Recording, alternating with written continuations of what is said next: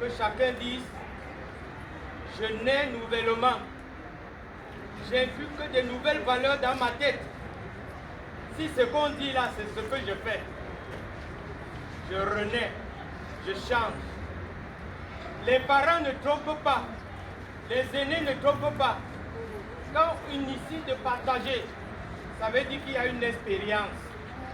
Une expérience, et vous êtes là pour partager cette expérience avec nous. Il n'y aura pas de doigt accusateur, parce que je sais que dans le message, nous allons nous sentir concernés, chacun par endroit. D'autres qui ne vont même pas se recouper. Mais ce qui est important, c'est que qu'est-ce que je deviens à partir de la communication de ce matin? Qu'est-ce que Sigmund m'apporte ce matin? Vous avez des nouvelles figures. Moi-même, je serai là, parce que je vais apprendre. On apprend tous les jours. Je n'ai pas cette expertise. Ils en ont. Je vais me placer tout comme vous, sous le soleil, et nous allons apprendre ensemble. Chers étudiants, à bientôt. Succès pour cette rencontre. Vous serez les meilleurs. Bienvenue à Sigmund et bon travail. Je suis à votre disposition et les étudiants, vous regardez, vous attendez déjà. Encore merci.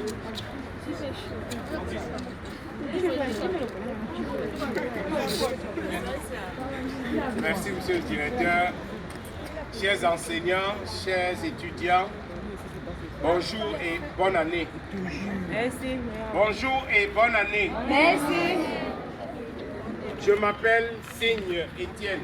Je suis le coordonnateur national des agents volontaires de lutte contre les violences, l'incivisme et la consommation des drogues en milieu jeune.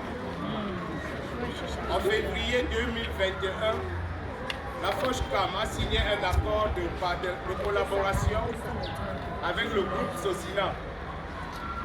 Nous avons formé les enseignants aux techniques de gestion pacifique des conflits, aux techniques d'interprétation des signes ou indices de consommation des drogues par un étudiant ou par un élève. Nous disons zéro violence, pas parce que nous avons peur que quelqu'un nous violente. La preuve, c'est que si je me présentais bien, vous devez mieux comprendre. Je suis ceinture noire 4e dan du jiu-jitsu traditionnel japonais.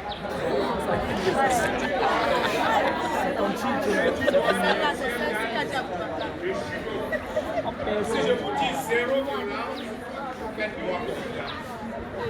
Je suis instructeur de self-défense à la Légion de gendarmerie de Bamoussa.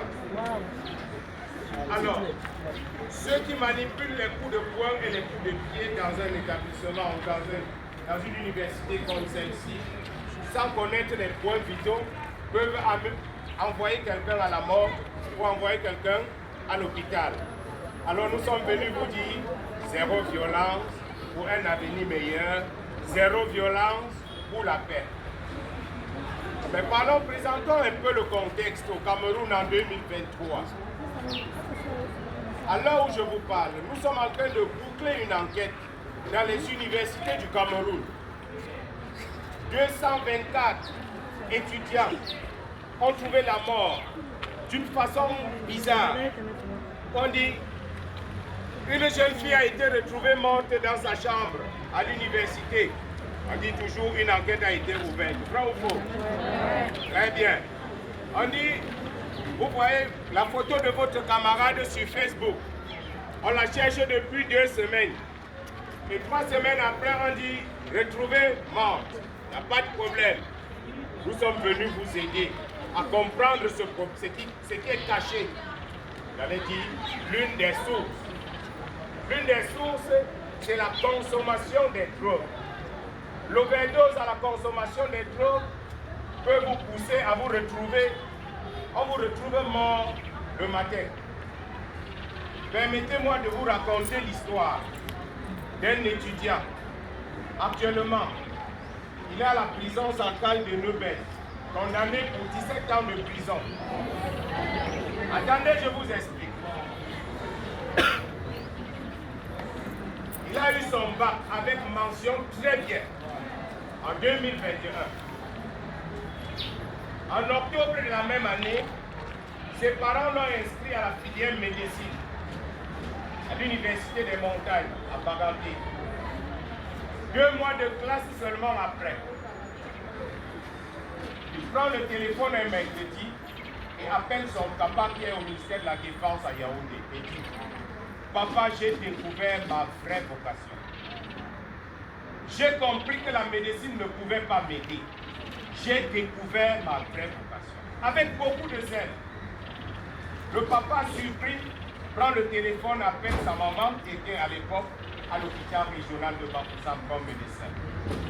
La mère dit non, attention, il faut qu'on aille lui rendre visite vendredi. Vendredi matin, on trouve le monsieur, l'étudiant à l'université, dans sa cité. Première surprise. La chambre qu'on avait aménagée, on avait meublé, je rappelle ici qu'ils avaient impliqué dans une famille qui a écran, plasma, confort, on constate. Première chose, il a tout vendu. Le matelas, le lit, tout ce qui sert de couchage, c'est un vieux drap qui n'a rien à voir avec les draps neufs que la mère avait achetés. C'est un vieux drap perforé qui est au sol et c'est sur ce drap qu'il se couche. Deuxième, 11 des étudiants, sur 11 étudiants dans la cité, 8 lui réclament un laptop. Il a récupéré, il a vendu. Voyant l'étonnement de sa maman, le gars regarde la mère et dit « Maman, tu ne connais pas le bonheur. Tu ne connais pas la joie. La joie que quelqu'un peut avoir le vendredi, à la levée de corps, tenant un tambour et tapant. Le gars a réduit la formation de médecin à un simple jeu de à la levée de corps, la fanfare. Voilà la nouvelle vocation d'un enfant. Il estime qu'être médecin après 7 ans, c'est rien. Pareil à la fanfare. La maman, choquée, s'est écroulée. C'est 4 jours après qu'elle a prononcé un mot. Pourquoi, Seigneur? Et depuis, elle ne parle plus. Ça fait 2 ans. Un côté comme ça, elle paralyse. Franck, de sa cellule, à la prison centrale de Neubel, m'a envoyé un message et me dit « Dites-leur que leur vie est un trésor. Chaque vie est un trésor. Attention au charter parce qu'il nous a dit qu'il a été enrôlé par ses camarades. Parce que dans Bobo, quand il fait comme ça, c'est 50 000 qu'on envoie. Photocopie, avant qu'il ne dise copie, on a déjà envoyé l'argent. Alors ils récupèrent l'argent, ils organisent des séances de beuverie, on boit et on dit la bière, oh là là. Mais sauf que vous êtes comme ça en train de prendre des drogues. Qu'est-ce qu'une drogue?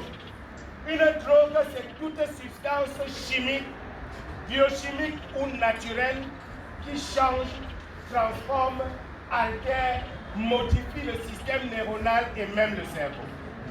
En milieu jeune, quand quelqu'un a pris la drogue, on dit qu'il a une dème. Et quand un enfant dème déjà, il peut dire la médecine c'est quoi quand l'enfant est à côté. Quand l'enfant dème déjà, il peut dire 700 000, c'est même quoi? Pardon, c'est le père qui fait. Et je vis ma vie alors qu'à Yaoundé, à Bafoussam, à Maroua, on se dit que je suis assez même pour fréquenter. Attention, protège ton cerveau. Dis à celui qui est à côté de toi, amicalement, fraternellement, protège ton cerveau.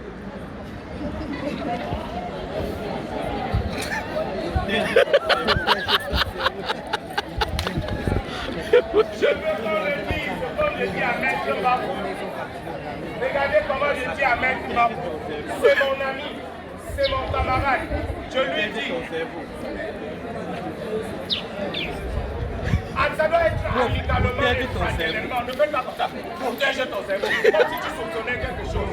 Non, nous ne sommes pas là, comme monsieur le directeur a dit, pour stigmatiser les gens. Non. Le message de l'approche CAM, c'est que si vous n'êtes pas encore dans la consommation des drogues, alors c'est un chemin de non-retour, n'y entrez pas. N'empruntez pas ce chemin, c'est un chemin de non-retour. Si vous êtes déjà dans la consommation, nous ne sommes pas là pour vous stigmatiser, non. Nous sommes là pour vous encourager à dire la vérité aux parents et on vous conduira à l'hôpital. À l'hôpital, on peut vous faire sortir de cette situation. Je rappelle ici que le centre de désintoxication complet, le plus moins cher au Cameroun, c'est 1,8 million. Le plus moins cher, c'est 1,8 million. Et pour devenir accro à la drogue, à l'heure où je vous parle, pour devenir accro, vous dépensez moins de 600. Moins de 600 francs, vous êtes accroché à la drogue. Alors protège ton cerveau pour un avenir. Dites encore à celui qui a coupé le coup, protège ton cerveau et la personne.